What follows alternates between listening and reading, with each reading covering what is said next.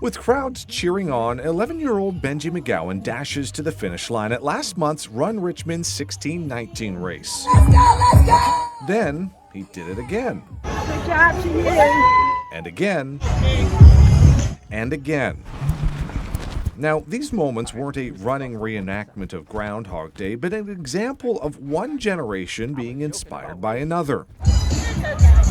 For McGowan, it began earlier this year when he started running with his middle school's cross-country team in Charlottesville. It's pretty fun. His mom, Rachel, also runs and took part in the inaugural 1619, which celebrates 400 years of Black history. I loved it. It was such a well-organized event and interesting and wonderful and had cause beyond just running for running's sake. Benji signed up to run with her this year, and despite it being nearly a mile longer than anything he's done before, he powered through.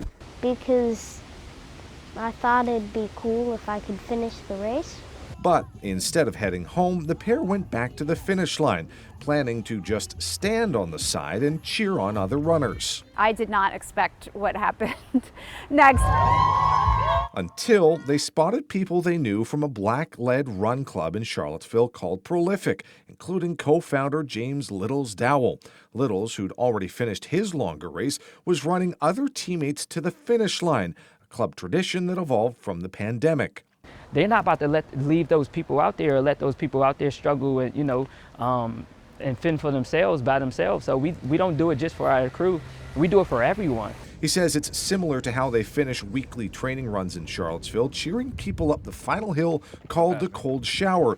He says among the club's mission is to foster an idea of community rather than competition. It's a collective and it's doing it together and togetherness, and we've always embodied that and expressed that. Rachel says they ran her in last year and she told Benji about it. And when he saw it firsthand, and I decided that would be fun. So he started to run. A couple of people even started sprinting. And run. You can make it, it's right there. Keep going. You've made it this far. Stuff like that. And run. He kept going back and forth, and I was like, how long is he going to do this?